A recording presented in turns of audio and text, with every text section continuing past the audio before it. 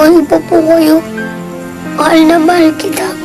Kasi naman, dapat wala na yung DNA test na yan. Sa umpisa pa lang, mararamdaman mo na yun kung may lukso kayo ng dugo. No, fathers! Ano po yung lukso ng dugo? Isang pakiramdam yun, Santino. Basta mararamdaman mo lang yun kapag ang nakaharap mo, ang dugo mo. Fathers, Santino po hindi ko mahanap. Hanapin nyo! Boy George! Huwag mong sabihin nag-aaway ulit kayo ng nanay mo. Naku, wala po. Kaya lang nakahanap po si Mami ng trabaho sa Maynila. Eh kung pwede daw po, dito po muna sana ako. Utol, anong ginagawa mo dito? Dadalawin ko sana si Santino eh. Bakit anong nangyari? Nawawala si Santino. Ha?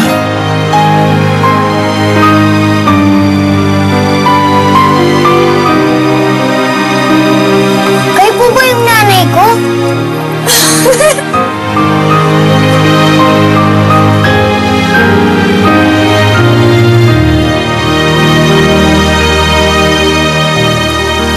Ba't mo hinahanap ang nanay mo? Eh kasi po, hindi ko po siya nakikita.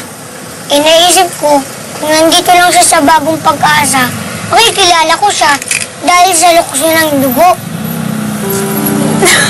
Naku, mahirap naman yata yan, Santino.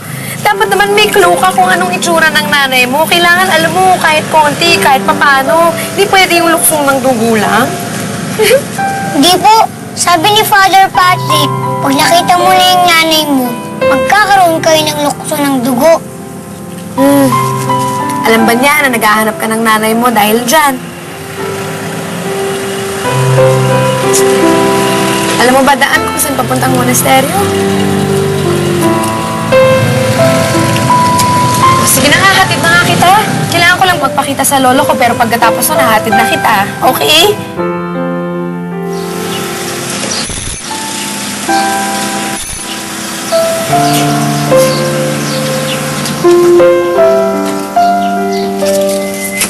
Okay ka lang? Ay! Mika, pasok, pasok! Ang ganda naman po ng bahay niyo. Sige, pasok ka lang. Ito, tingnan mo ah. Oh, di ba parang simbahan lang? Ay, Ate Alice! Hello! Welcome home po! Hello, pasok ka, Santino. Hello, ate! Kamusta ka na? Si Lolo po. Nasa taas, sandali sa tawagin ko, ah. Wow, ang ganda naman po ng bahay niyo. Talaga, okay ba? Apo! Lolo! Nami-miss na kita! How are you? Wow, I miss you!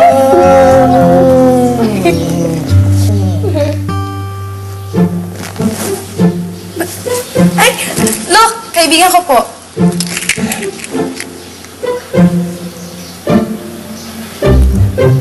Kilala kita. Ikaw si Santino, the miracle boy. Opo, kayo rin po si Lolo. Carlos, di po ba? Natosino King? Ikaw ah. Paano mo nakilala ang apo ko, ha? Lolo, ibabalik ko po siya sa monasteryo. Naligaw po ito eh. Nagkita kami sa isang waiting shed sa may bayan.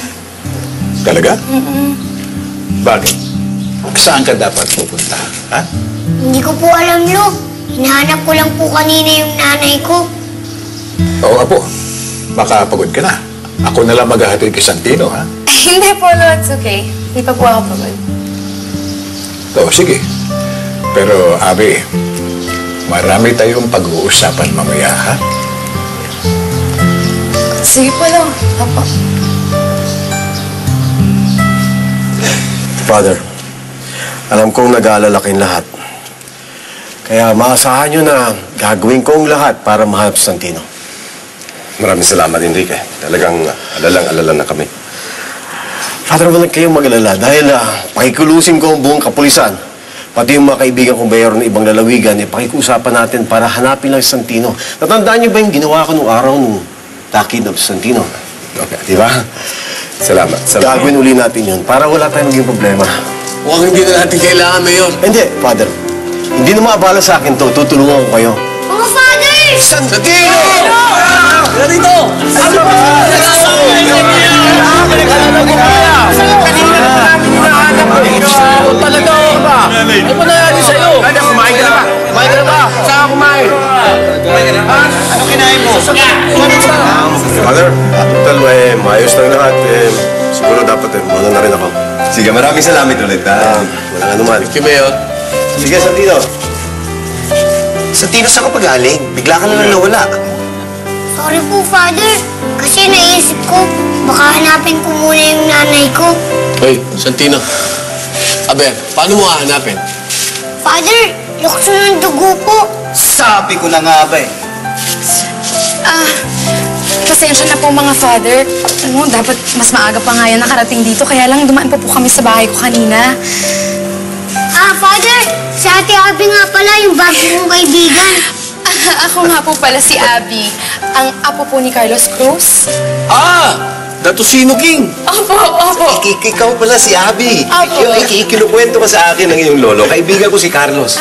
Isa siya sa mga benefactors ditong monasteryo. Talaga po? Oo. Ay, lolo ko talaga. Ako naman pala si Boy George. Boy George?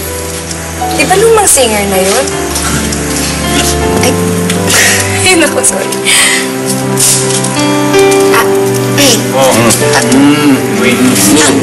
Ako si Abby. Kamay ko. Sorry. Ayun. Hindi.